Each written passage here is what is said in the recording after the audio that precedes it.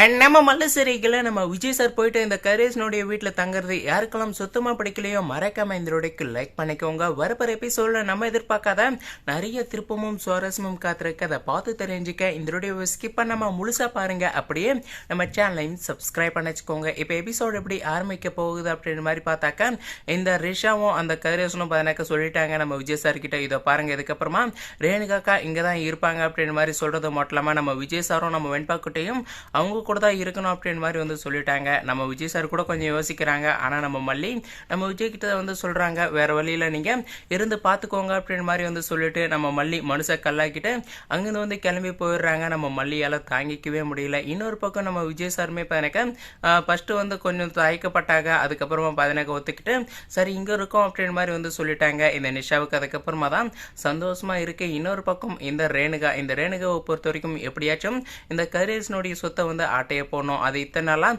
நம்ம மல்லியோடைய வீட்டில் இருந்தே வந்து பண்ணலான்னு நினச்சாங்க. ஆனால் அந்த வீட்டில் இருந்தால் நம்ம மனோகர் நம்ம அன்னபூர்ணியமா நம்ம மல்லியெல்லாம் கண்டிப்பாக அவளை பற்றின உண்மைகளை கண்டுபிடிச்சிருவாங்க அப்படின்னு சொல்லிட்டு உஷாராயிட்டு தான் இப்போ இந்த வீட்டுக்கு வந்திருக்கா இல்லையா. இந்த வீட்டில் கண்டிப்பாக இந்த நிஷா இருக்கா. இந்த நிஷா ஒன்றும் கம்மியானவ கிடையாது. அவளுமே பணக்க இந்த ரேணுகா யார், உண்மையான ரேணுகாவே கிடையாதுன்ற விஷயத்தை கூடிய சீக்கிரமே கண்டுபிடிச்சு ஆதாரத்தோட நிரூபிக்க தான் போகிறாங்க. இப்போ நம்ம விஜய் சார் என்ன தான் அந்த வீட்டுக்கு போனாலுமே நம்ம மல்லி போயிட்டு அந்த விஷயத்த நம்ம அன்னபூர்ணியமாக்கிட்டேயும் நம்ம மனோகர்கிட்டையும் சொல்லும்போது நம்ம அன்னபூர்ணியமாவும் நம்ம மனோகர் பயங்கரமாக வந்து ஷாக் ஆகுறாங்க. என்னம்மா இது நீங்கள் நீ எதுக்காக வந்து இதுக்கு வந்து ஒத்துக்கிட்ட அப்படின்னு மாதிரி சொல்லிட்டு நம்ம அன்னபூர்ணியமாக கோவப்படுறாங்க. இப்போ நம்ம மல்லியும் நம்ம விஜய் சார் ஒன்றா இருக்கணும் அப்படின்னா அவங்க ரெண்டு பேரையும் ஒன்று சேர்க்கணும் அப்படின்னா நம்ம வெண்பாக்குட்டியை மட்டும்தான் வந்து பயன்படுத்த முடியும். நம்ம வெண்பாக்குட்டி தான் நம்ம மல்லிக்கு சாதகமாக நம்ம மல்லி கூட வந்து இருப்பாங்க. நம்ம வெண்பாக்குட்டி தான் சொல்கிறதா கேட்பாங்கன்னு சொல்லிட்டு நம்ம அன்னபூர்ணியமாவும் நம்ம மனோகரும் என்ன பண்ணுறாங்க அப்படின்னா நம்ம மல்லிக்கிட்ட கூட வந்து சொல்லாமல் போயிட்டு நம்ம வெண்பாக்குட்டியை ஸ்கூல்லேருந்து வந்து கூப்பிட்டு வந்துடுறாங்க. இன்னொரு பக்கம் அந்த நிஷா போயிட்டு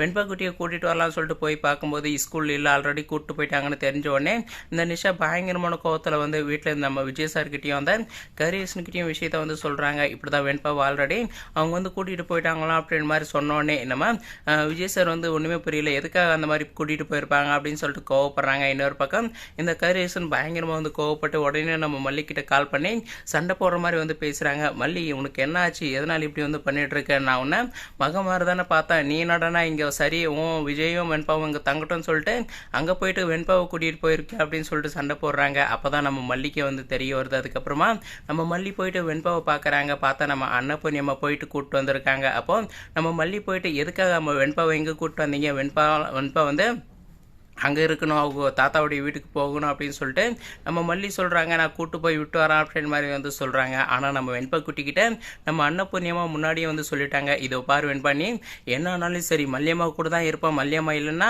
நான் தூங்க மாட்டேன் சாப்பிட மாட்டேன் அடம்பிடி அப்படின்ற மாதிரி சொல்லிட்டு நம்ம அன்னபூர்ணியமாக சொல்லி கொடுத்துருக்காங்க. இல்லை சொல்லி கொடுக்கலனாலுமே நம்ம வெண்பா குட்டி அதை தானே வந்து பண்ண போகிறாங்க. அதே மாதிரி தான் இதே மாதிரி நம்ம அன்னபூர்ணியம்மா சொன்ன மாதிரியே நம்ம வெண்பா குட்டி மல்லியம்மா நீங்கள் இல்லாமல் நான் வந்து இருக்க மாட்டேன், சாப்பிட மாட்டேன், எதுவுமே வந்து பண்ண மாட்டேன், ஹோம்ஒர்க் பண்ண மாட்டோம், படிக்க மாட்டேன்னு சொல்லிட்டு நம்ம வெண்பாக்குட்டி பதினக்கா அடம்பிடிக்க ஆரம்பிக்க போகிறாங்க. அதுக்கப்புறம் என்ன நம்ம மல்லியும் நம்ம வெண்பாவும் ஒன்றா தான் இந்த வீட்டில் இருக்க போகிறாங்க.